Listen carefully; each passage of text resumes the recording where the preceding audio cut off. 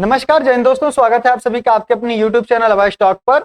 मैं हूं आप सभी के साथ अभय यादव। साथियों, आप लोगों में से मैक्सिमम लोग जिनके पास फोन है सभी लोग यूपीआई का इस्तेमाल करते होंगे। तो आज 1 अगस्त के दिन से यूपीआई के नए नियम जो है कि लागू हो जाएंगे। वो नियम क्या है और क्यों उनको लागू किया जा रहा है, वो सारी चीजें इस वीडियो में देखेंगे।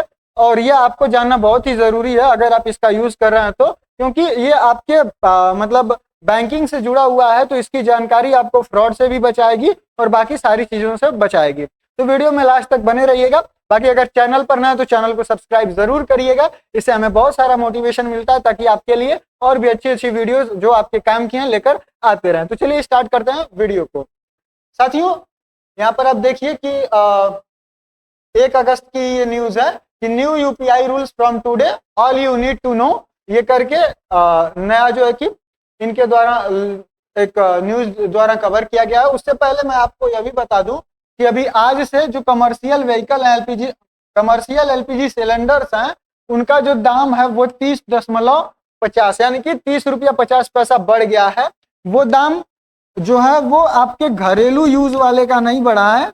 घरेलू यूज वाले का दाम जो है कि वो नहीं बढ़ा है। ये जो होटल्स में, रेस्टोरेंट्स वगैरह में 19 या कितने केजी का आता है जो उसको यूज करते हैं जो सिलेंडर्स, उनका दाम यहाँ पर आज से उसका दाम जो है कि 30 रुपया इसमें बढ़ोतरी हो गई है। साथियों, यूपीआई पहले की बात करें तो यूपीआई है कि आप सभी को पता है कि ऑनलाइन पेमेंट का माध्यम है। साथियों, 2025 के मध्य तक भारत में, यानी कि अभी तक भारत में 12 अरब से अधिक यूपीआई से लेन देन यहाँ पर हो चुका है। साथियों, जिसमें बैंकिंग और वित्तीय प्रौद्योगिकी बुनियादी ढांचे पर बहुत ज्यादा बोझ पड़ रहा है।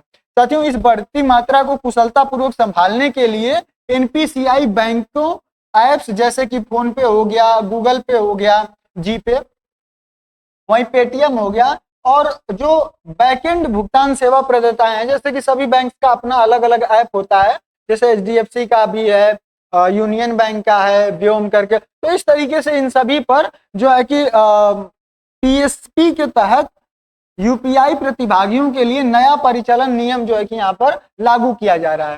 साथियों, नए नियम का उद्देश्य है कि अधिकतम ट्रैफिक के दौरान यूपीआई सिस्टम की स्थिरता जो है कि बनी रहे। जो आप लोगों का बार बार फेलियर्स होता था, ट्रांजेक्शन फेलियर्स होता था, पैसा कई दिनों में, लगभग 7 वर्किंग डेज बताया जाता था कितने में रिटर्न होगा, 5 डेज में होगा, तो वो बहुत सारा दिक्कत होता। तो ये सारी चीजों को इसमें रिजॉल्व कर दिया गया है।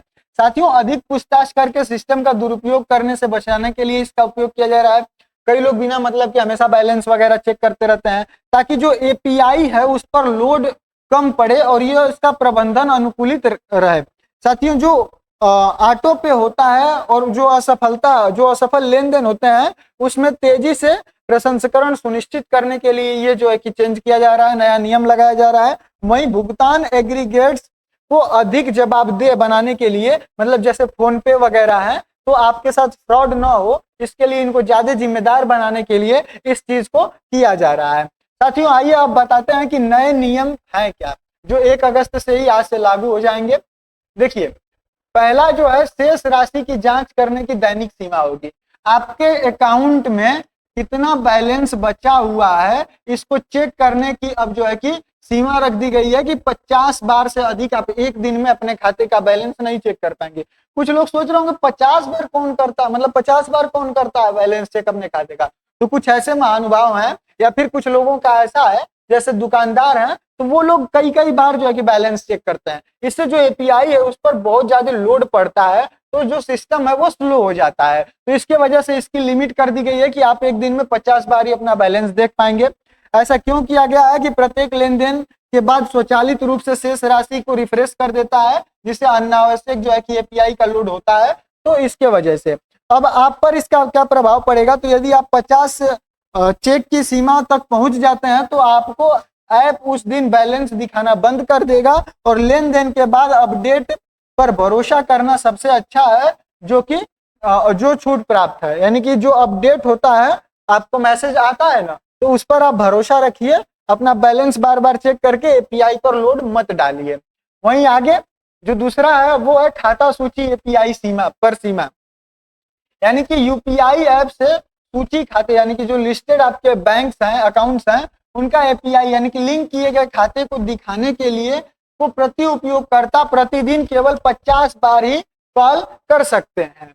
ऐसा क्यों किया जा रहा है? तो जब कोई उपयोगकर्ता ऐप खोलता है तो ऐप द्वारा खाता विकल्प दिखाने का प्रयास करने पर किए जाने वाले अनुरोध की संख्या कम हो जाती है। साथियों, इससे आप पर क्या प्रभाव पड़ेगा? तो यदि आप सीमा पार कर जाते हैं, यानी कि आप कितनी 25 बार से ज्यादा कर जाते हैं, तो हो सकता है कि ऐप अस्थायी रूप से आपकी खाता सूची न दिखाए, और इस समस्या से निपटने के लिए ऐप्स खाता जानकारी को कैश कर सकते हैं।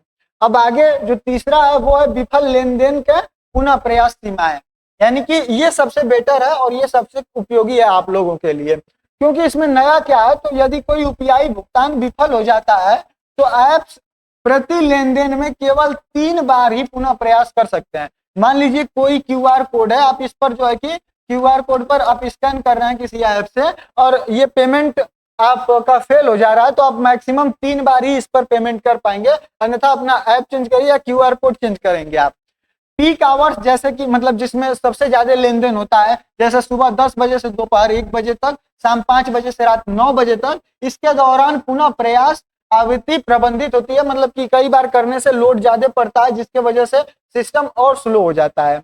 अब ऐसा क्यों किया गया है? तो अनियंत्रित पुनः प्रयास प्रणाली को अवरुद्ध कर देता है, मतलब एक तो पेमेंट नहीं हो रहा है और आप ऊपर से बार बार कर रहे हैं, सिस्टम पर भी लोड ज्यादा हो रहा है। आप मत करिए, चेंज करिए या फिर कुछ समय बाद प्रयास करिए। साथियों, आप पर इसका यही प्रभाव होगा, यदि भुगतान विफल हो जाता है तो आपको अधिक समय तक प्रतीक्षा करनी पड़ सकती है या कोई अन्य तरीका अपनाना पड़ सकता है। यदि समस्या बनी रहती है तो किसी अन्य ऐप या बैंक का उपयोग करने पर आप जो है कि यहाँ पर विचार कर सकते हैं। अब चौथा है ओटीपी समय स्लॉट प्रवर्तन, यानी कि जो ओटीपी आता है, इसमें नया क्या है? तो यूपीआई ओटीपी लेन देन जैसे कि आईएमईआई, आई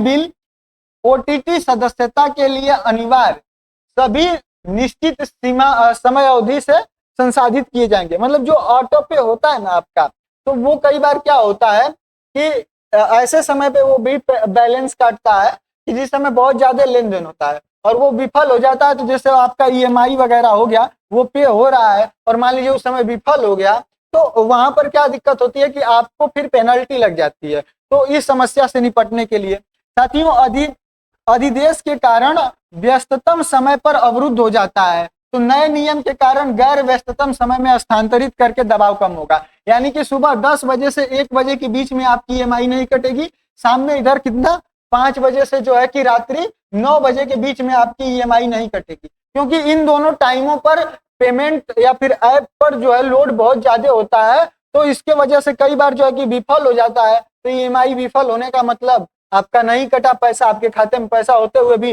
फिर आपको पेनल्टी देना पड़ेगा। और जब इस समय पर प्रयास करेगा, ऑटो पे होगा, तो क्या होगा कि उस समय जो है कि विफल होने के चांसेस ज्यादा होंगे। तो इसके वजह से ये जो है कि चेंज किया जा रहा है कि 1 बजे से 5 बजे के बीच में आपका पेमेंट काट ले या फिर 10 बजे से पहले काट ले सुबह में। तो इस तरीके का है। आप पर प्रभाव क्या होगा? तो आपको अग्रिम रूप से अधिदेश के अधिकृत बस वही है, 24 घंटे का भुगतान करने का देरी हो सकती है, बाकी यही सब है।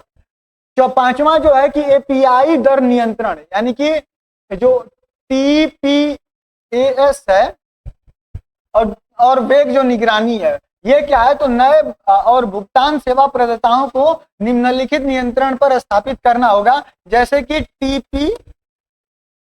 टीपीएएस यानी कि प्रति सेकंड लेन देन, वेग यानी कि एपीआई कॉल की आवृत्ति। ऐसा क्यों? तो जो देखिए, ऐप्स, बॉट्स या खराब सिस्टम डिजाइन द्वारा दुरुपयोग या फिर ओवरलोड को रोकने के लिए काम किया जा रहा है।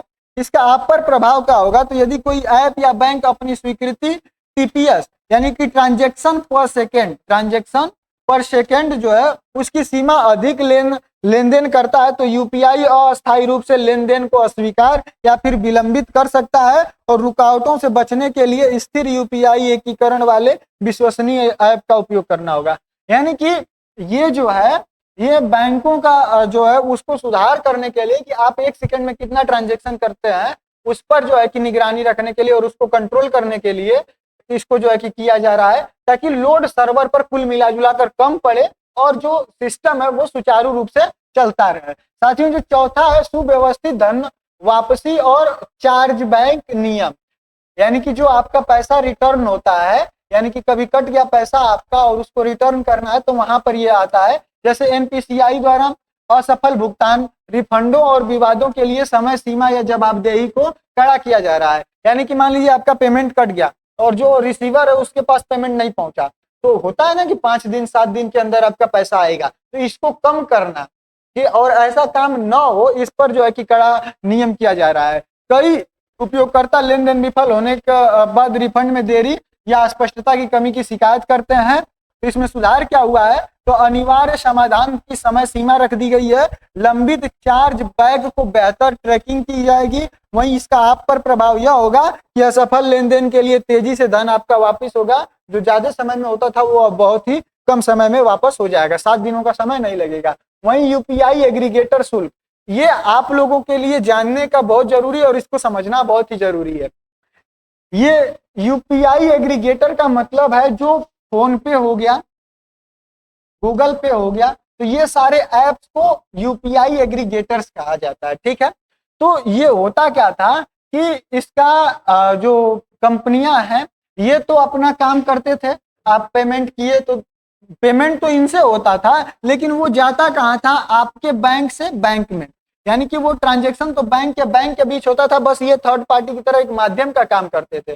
तो इनका जो है कि कुछ नहीं जाता था, बाकी इन दोनों बैंक्स के ऊपर लोड पड़ता था। तो इसके लिए कुछ राशि अब रखी जाएगी कि इनको जो है कि पर ट्रांजैक्शन पर चार्ज देना होगा। यानी कि ये जो एप्स हैं, ये एप्स जो है कि बैंकों को चार्ज देंगे। मान लीजिए आपने 1000 रुपए भेजा अपने बैंक से किसी अन्य के बैंक में, तो वो 1000 रुपए आपके खाते से दूसरे के खाते में 1000 ही जाएंगे, उसमें से कोई कटौती नहीं होगी। लेकिन आप जिस ऐप का यूज करके उसको भेजेंगे, उस ऐप से मतलब 16 पैसा या फिर कुछ ऐसे छोटा सा अमाउंट जो है कि काटा जाएगा, ताकि वो बैंक अपने जो है चीज वो अस्थायी रूप से सुचारू रूप से चला सकें। ठीक है, अरबों के लेन देन के संभालने वाले बैंकों के लिए यूपीआई को वित्तीय रूप से टिकाऊ बनाना है। इसके लिए इसको किया जा रहा है। दैनिक भुगतान के लिए यूपीआई का उपयोग करने वाले व्यक्तियों का, व्यापारियों का कोई प्रभाव नहीं होगा। यानी कि आपको टेंशन की कोई बात नहीं है, ये चार्ज आप पर नहीं लगेगा। कुछ व्यावसायिक ऐप्स यदि यह लागत अपने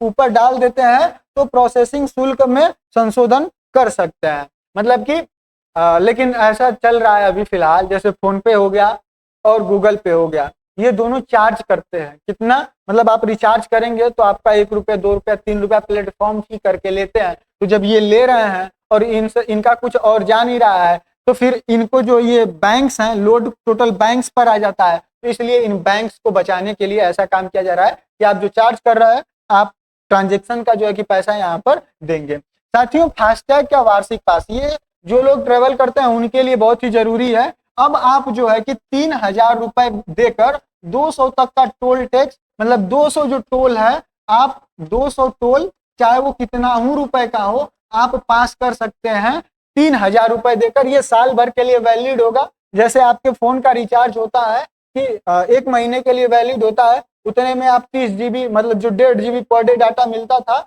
उसी हिसाब से रहेगा। आप खत्म कर देते हैं तो भी अच्छा है, नहीं खत्म करेंगे तो ऑटोमेटिक वो साल भर के ऊपर एक्सपायर हो जाएगा। इसकी डिटेल वीडियो मैं पहले ही बना चुका हूं, अगर आप चाहें तो उसको देख सकते हैं हमारे ऐप पर, चैनल पर जाकर। साथियों, वही जो बाकी सारी चीजें आई थिंक मैंने आपको अच्छे से तरीके से समझा दी। बाकी आपकी अपनी क्या राय है कमेंट सेक्शन में जरूर बताइएगा। हम मिलेंगे अगले वीडियो में किसी अन्य और टॉपिक के साथ। तब तक के लिए जय हिंद, जय भारत।